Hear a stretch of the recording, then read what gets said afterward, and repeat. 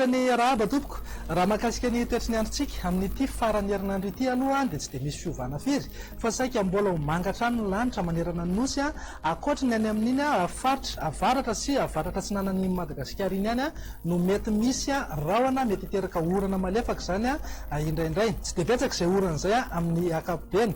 Ho amin'ny rapitso ihany koa dia vinavinaina andrahona aloha amin'ny ankapobeny ho antsika aty amin'ny faritry melaka sy ny ilany andrefan'ny faritry bongolava iny izay mety arahana orana tandrifindrahona ihany zany indraindray amin'ny faritra sasany. Etsakilan'izay ihany koa ato anatin'ny roa andro avy zao aloha dia vinavinaina hipetraka hatrany ary azo vahana hatrany aloha ny zavona eto amin'ny faritry ny afovoantany sy any amin'iny tapany atsimon'ny Madagasikara iny.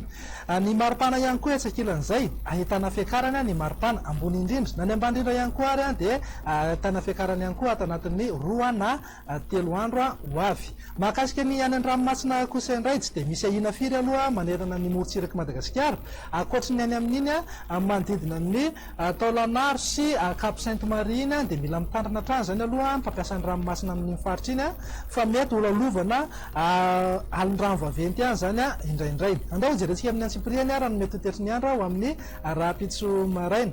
Amin'ny ankapobeny aloha dia maina avokoa manerana ny nosy aoriny ny zavona ny vao maraina eto amin'ny faritry ny afovoantany sy any amin'iny tapany atsimon'ny Madagasikara iny.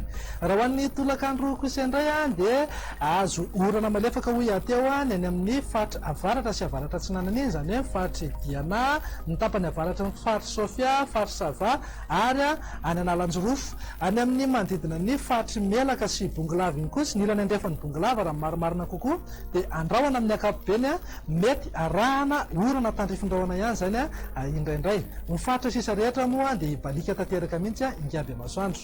Raha ny maripana voatombatombana zao ho amin'ny rapitso maraina dia manodidina amin'ny 7 ka hatramin'ny 12 degré celsius eo ny eto amin'ny faritry ny afovoantany. Raha araka ny vinavina moa dia hiakatra tsikelikely izy io ato anatin'ny 2 na 3 andro avy. Raha ny maripana ambony indrindra kosa indray dia eo amin'ny 20 degré celsius zao ho antsika eto amin'ny faritry ny afovoantany. Efa manomboka mafana ihany zany amin'ny ankapobeny. Any amin'ny faritra avaratra andrefan'ny Madagasikara iny kosa no mafana indrindra mananka hatrany amin'ny 4 degré celsius mihitsy zao ny any Antsohihy, Maheva tanàna ary any manodidina ny Besalamy sy Maintrano any.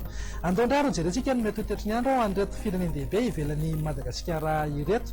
Azo orana malefaka aloha ny any Nairobi raha saika andrahona kosa amin'ny ankapobeny ny any Johannesburg. Ho an'ny Paris moa dia andrahona vitsy na hibalika tanteraka mihitsy ingaby masoandro. Ho an'ireo nosy kely ivelan'ny Madagasikara kosa indray dia azo orana malefaka ny any Seychelles raha maka endrika tandrifindrahona izay orana izay ho an'ny Maurice sy Comore. La Réunion sy Mayotte moa dia hibalika tanteraka mihitsy ingaby masoandro. Dia izay indray raha mivilany toetry ny androntsika ho amin'ny rapitso tompoko lahy sy tompoko vavy manome fotoananao ary ho amin'ny manaraka indray. Veloma tompoko.